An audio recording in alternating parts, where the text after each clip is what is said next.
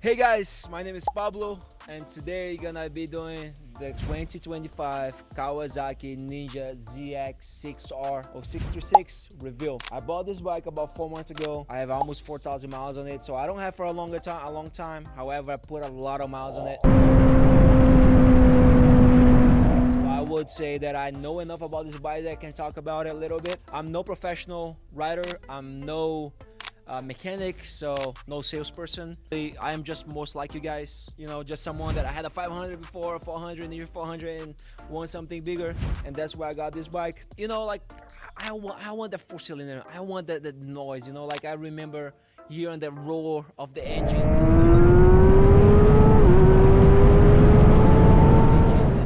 Like those bikes sounding like F1 cars, and I want to have the same thing. I want my bike to sound like that. Like that's why I was tired of my parallel twin, and I want my inline 4 engine to have the nice high pitch at the end. And also I want to know, like every single time I pull up next to a Corvette, I'm gonna beat that guy. There's nothing he can do about it. I'm gonna beat him.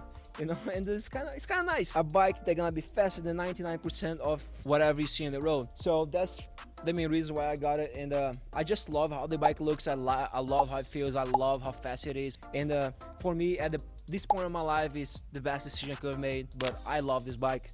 I really do. I think, as you can see, I love the way it looks. It looks sick. This color scheme is the best one. The green one, it can be. Some people liked it. I don't like much, honestly. I like this one much better. Let's talk about the engine. I already told you guys, it's a 4-cylinder inline 4 engine with 636cc, which what that means for you is that probably gonna be faster than any other 600 class bike, right? You're gonna be faster than R6, gonna be faster than a CBR 600RR. You're gonna be faster than the Gixxer 600. That's why they call it cheater, because it just has a little bit more of power with a 36 extra displacement compared to the other bikes. I have some friends that had a CBR 600. He is the first one to say it, that just he can feel that little difference between my bike and his bike. That's probably another reason why when I went to a 600, I went to the ZX-6R. This engine produces about 120, 130 horsepower and around 50, high 40s, 50, low 50s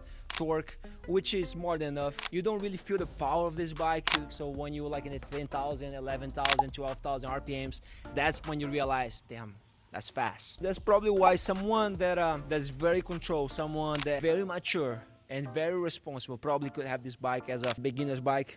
And of course, if you have the size, of course. I am a 6'1", 190 pounds person, so for me it feels pretty good. If you can put both feet comfortably on the ground, so it's very easy to handle. Riding motorcycles for a long time, I think it's just enough weight. Any person with some good height will be able to manage this bike. Maybe if you are in the low, if you're 5'4", 5'5", if you weigh 130 pounds, you might gonna have a harder time than I do. But if you're in the bigger side of the spectrum, you're gonna be all right. This bike has a very committed riding position, so if you are used to a Ninja 500, Ninja 400, CBR 500, or any of those beginner class bikes, so like maybe a Ninja 650, you're probably gonna have like handlebars right here. This bike, you have your clip-ons all the way here. So what that means for you? Back pain, neck pain, right? But if you want comfort, probably go get a Goldwing or go get a Harley, because one thing this thing is not gonna be is comfortable, right? But nobody get this bike and is, yeah, I'm gonna go for a comfortable ride today, right? You want this bike because you wanna hit the twisties, you want to try to drag a knee, you wanna feel like Valentino Rossi, you wanna feel fast. So that's why you got a bike like this, not because it's comfortable. And to be honest, after some time, your back, your neck start getting used to it. After 1 month, I was already okay with that. Talking now about a few mods that I have on this bike. So the first one, it is my stealth mirrors. 25 bucks on Amazon. You can find, so you can look at Wish or AliExpress or Shein. You can find those things there. It's very cheap. Keep moving around every time I go fast speeds. Is like it flip, like it goes inside. But I like the looks of it, and it does the job for me. Here and there I have to adjust my mirrors. The other mod that I've done on this bike, grips. the tank grips, and this one is a high recommendation for me. If it's just a tank, you're gonna be sliding forward all the time. And doesn't feel good, so I highly recommend you to get this so you can grip your legs to it. This is a Pirelli Rosso 4. The tires come original. It is 180.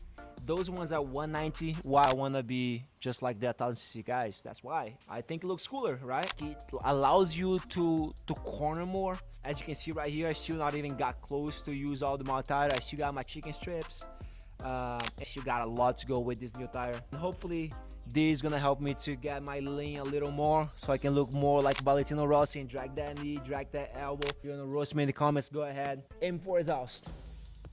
This is a big difference, big difference. Gonna be first thing, it looks sick. I love the looks of it. In the sounds of this thing,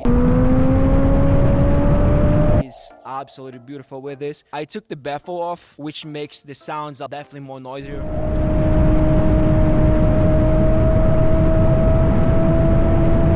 And the friends that ride with me definitely can attest to this. Sometimes probably my neighbors don't like much, but who cares, right? I ride a motorcycle, so who cares? I'm gonna let you guys hear the sound of this bike. So idling noise first. Is that very good? And of course,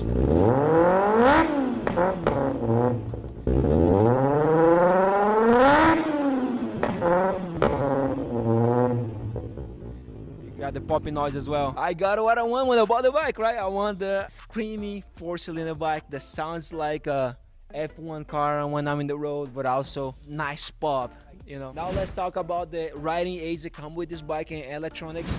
Of course, the quick shifter in this bike only goes up, it doesn't go down, and the worst thing is there's no way you can add auto blipper to this bike. It goes up in gear, of course, with the quick shifter, but doesn't go down. We still have to do it manually. My tank that I don't like how it shifts from the first to second. And most of you probably, if you look at other reviews, probably most people are gonna talk about this. It gets in neutral all the time, and I absolutely hate it. I talk with some other guys that have the same bike, and they all say the same to me. Trying to beat your friend off the line, it just hits neutral when you're trying to go to second gear, and I hate it.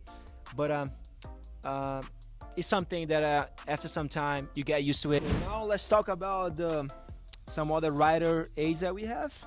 We have 3 ride modes and an extra one. So there's the rider mode, which is like the way you can configure this thing. So it comes with 2 power modes. It has full power and lower power, and then there's the traction control right here that goes between off all the way to the level 3, and then you go into rain mode. Rain mode gonna take the bike to full traction control.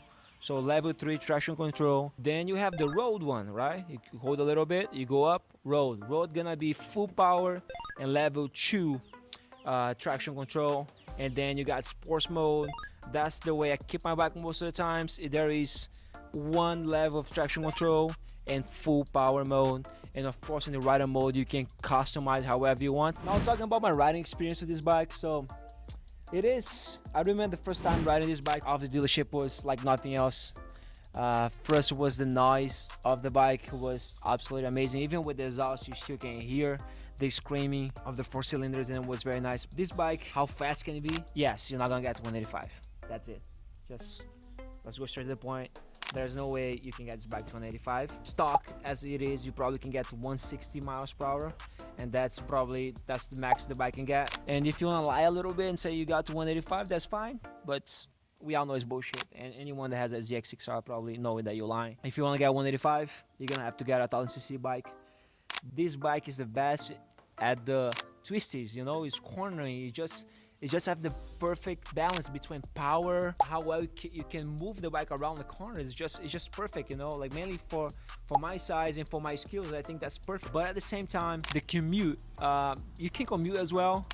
It's not the best one if you on the road stop and going, because honestly, you probably, like, if you don't go in the highway, you probably can go to work in your first gear. You can go anywhere on this bike without getting off the second gear. Anywhere. Should I begin on this bike? And the answer for this is, it depends. Probably not. If you are 20 years old, you're not responsible. Like, no, you're gonna be very scared. You know, like you might have a close call, you're never gonna touch a motorcycle again, and that's definitely not what you want. If you are in the heavier side, let's say you are 200 plus, pounds guy, you're a 6 foot plus guy, and you're responsible, you're mature, right? And you know that you're not gonna use the full, you're gonna put the bike in low power mode, you're gonna ride the bike in low power mode until you learn how to ride, then yes, you can do it, right? But if you're irresponsible and you're gonna put this thing in full power mode, zero traction control, and take and pulls in the highway, don't start on this bike. It's too much, right? This is not even a street bike, this is track bike that we use in the streets, right? That's a track ready bike. You can take this bike today to the track and you're gonna have a blast, right? My final recommendation is don't get it if you're just starting riding the bike. Maybe get a used bike so you can make some mistakes, because you don't want to, you know, like you're probably gonna spend about $10,000 to $13,000 on this bike depending what kind of deal you got it. You don't want to lay this bike on the ground, right? It's a lot of money. You don't want to lay this bike on the ground, so make your mistakes on a bike that you can afford. What do you think about my bike? I love it. Do I recommend? A lot. If that's going to be your second bike, there's not a best second bike than this one. That's the best middleweight sports bike you can find in the market. Highly recommend it. Now, right now, as I'm speaking, we're having this big recall.